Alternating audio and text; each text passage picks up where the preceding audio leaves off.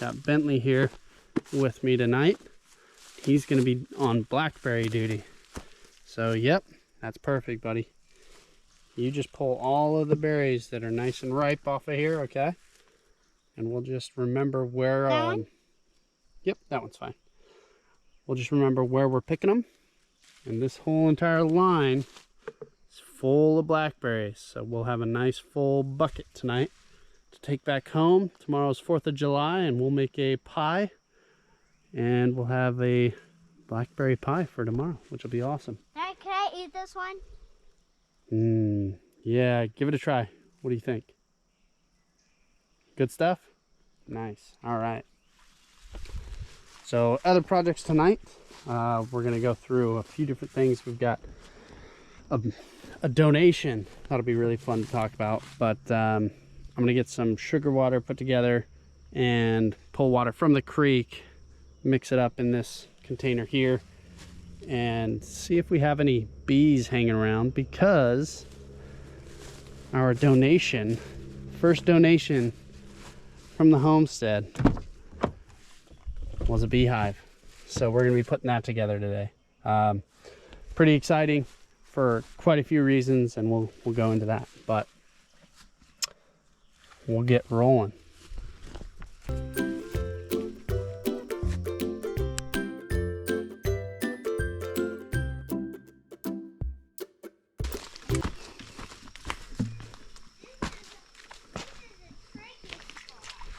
Whoa, little froggy, spooked him. I just spooked a little froggy over here.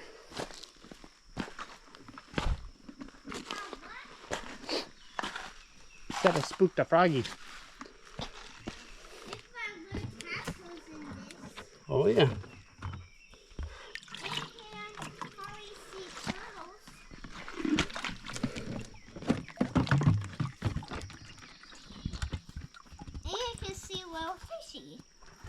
Is it a little fishy? Yeah. Where? You're all over the place in here, man. You've been down here, you know. Yeah, but I haven't been down at this spot. Oh, really?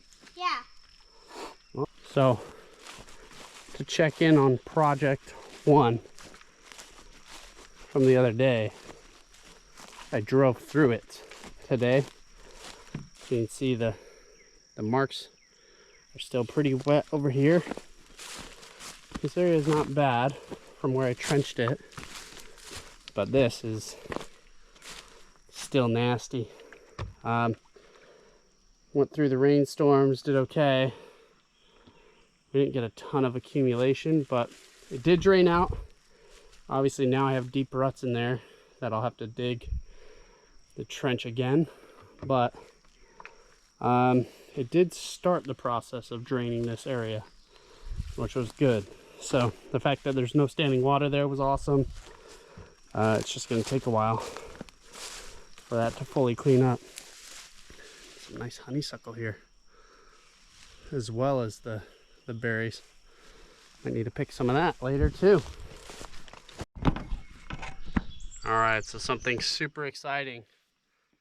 We got our first donation to the homestead, and it comes to us from the Manchester, Kentucky, so Clay County Beekeeper Association. The president was giving a box away because he had it donated from another organization, and it ended up coming to me through a program called Hives for Heroes.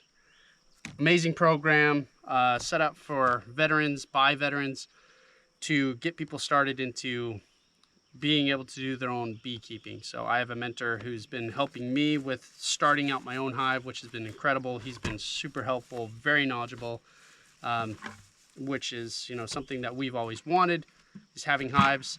And what's amazing about this whole process of the donation itself was my mentor found out about it, and the president of the Beekeeping Association out here in Clay County reached out to him and asked him if he needed it or if he knew someone that needed it for Hives for Heroes. And he thought of me, reached out to me, and I said that would be incredible if he could get it.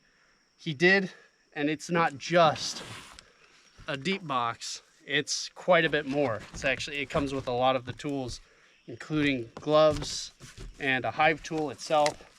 So it comes with a nice high-grade hive tool. I already pulled the gloves out as I was trying to check out what's in here. A top for the box.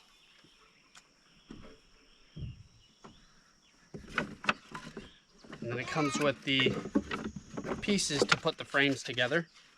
So you have your top pieces of the frames, the sides for the frames, and your bottoms for the frames. And this is a 10 frame box as a deep box. And then these, typically you'll get these and they won't be very well coated, but these ones actually seem to be really well coated. I'm still going to get some beeswax and paint it on so the bees don't build away from it, because if they build away, they're going to hide underneath the comb that they build out. But these should be well established enough that the bees will just build the comb directly onto this. So that'll be awesome. Dad, a bee already flied past me. Nice. Got bees here apparently, so that's awesome. Now the really cool part of this is the tools that actually came with it. So came with a pretty good looking smoker. To be able to have that tool right off the bat will be huge. Obviously came with a nice little instruction kit. This was a Maybe product, so I've heard Hey, Dad, Maybe and look Bee how Castle are big pretty this good. is. Nice, man. And then it came with a feeder, some spring-loaded frame grips,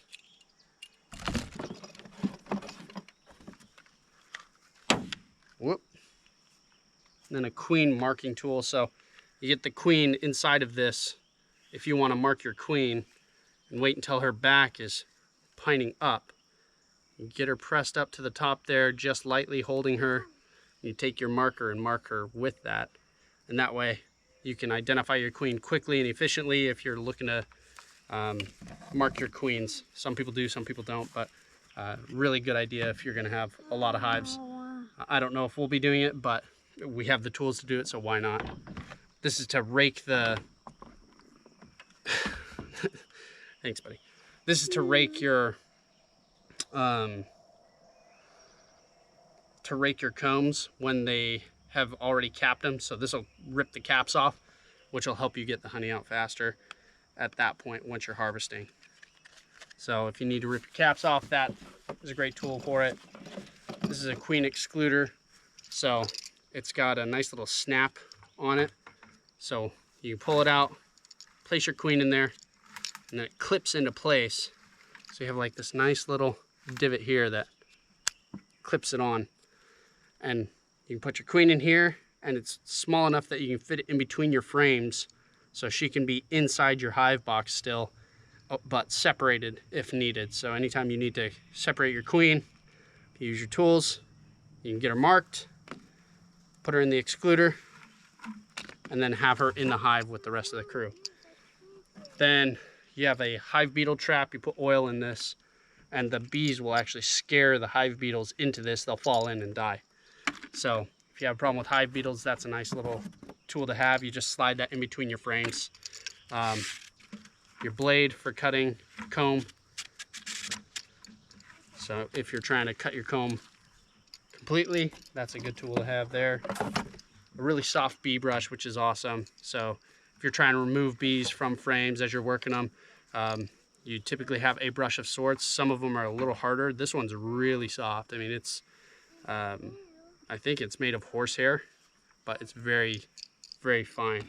So that'd be really helpful as I'm working with them. Some pellets for smoking, and then this is a tool for if you're using wires in your frames. I don't plan to, but in case I do, I at least have a tool for it, and or giving back to the community if anyone needed a tool for putting wire into their frames for their comb. If they're attaching comb, then I got a tool for it. So those are the baseline tools that it came with. Incredible amount of tools. Obviously you have some of your nails for the frame.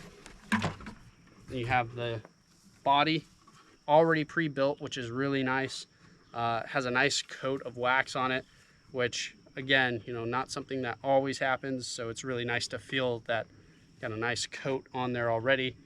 And then the top and the very top in here as well. So all together, you had that first piece. I think I called it the top. It's actually the bottom, but a nice final topper. So that's great for winter, for insulation, and then good for reflecting the sun in the summer. So, oh, and Adam and I, so Adam is my mentor, we didn't look at the bottom, but a queen excluder for when I start growing the hive and getting more boxes. So this is awesome. If you have a queen that you want to make sure stays in a certain box or a certain area of the hive, you put this in between your boxes. So if you have two of this size, two deep hives, you put the queen, make sure she's in the bottom. And if you're combining two different groups, like a queenless hive and a hive that has a queen, you'd separate them with this queen excluder. And so that way you put this down, you put newspaper in between it. They have to choose through the newspaper and then crawl through this. And that gives them typically enough time to integrate with one another. They're not going to kill each other. And if there's a queenless hive, once they get the hormone of the queen that is in the lower box, so the queen will always be in the lower box, but that's an awesome piece of equipment to have. So really incredible kit. Thank you to the Manchester I'm gonna mess it up, the Clay County and Manchester Beekeeping Association president for being willing to donate, for one, but two, thinking of reaching out to Adam and Hives for Heroes. Incredible thanks to Hive for Heroes. I'm gonna have this on my box, so once it's all assembled, that picture is going on there.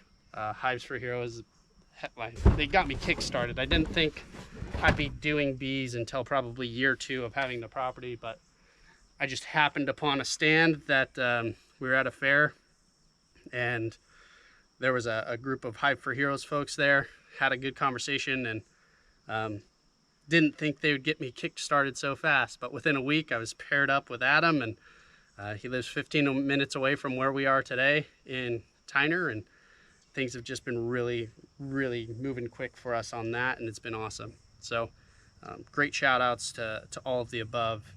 And you know, maybe is a great product if you're looking of getting into bees. Alongside Bee Castle, I'm gonna have both boxes, so I'll have maybe boxes and I'll have Bee Castle boxes. Highly recommend both. So one other thing I wanted to do tonight before we leave is put out some sugar water for any local bees out here. So see if we have any local swarms. It would be really nice. I know the sourwood flow has started, so they're collecting right now. I haven't heard or really seen any honeybees out here, so I'm not getting my hopes up. But this is another thing that you know, Adam has talked to me about, where if I'm looking, best way to do it is to put out sugar water. It's something that they would turn directly to. It's a nice balance of a good mix of what they're looking for. So nectar is just sugar water, right? So the goal is to see if there's anything out here already, and if there is, to try and attract it in. I'm running out of daylight quickly, so literally just pulled water from the creek and mixing it in. Make a quick run at this, but I'm just gonna go put it next to the tree line out here, and so that way we have something out here to see. I mean, obviously other critters are out here, and something will probably take a good whiff of it and come out and drink it. But if I can come back, you know, tomorrow and find some bees roaming around, that'd be really cool. I'll bring back more sugar water. I'll bring back better sugar water tomorrow. But just doing a makeshift one tonight just to have something to start attracting things in, and then I'll get building the frames here, and so we can get things set up. Nice. Bentley sees a bee. So there's something. There's gotta be bees out here, I feel like, but there's so much space that hard to really tell. So I'm gonna go put this down and then start building the hive. Hey guys, we're going to pause right there for now, but the honeybee search will continue. Thank you for watching. Please like and subscribe so you don't miss any of the videos we post. Also, please comment below what questions you might have or what you might want to see from the homestead. But until then, we'll see you next time.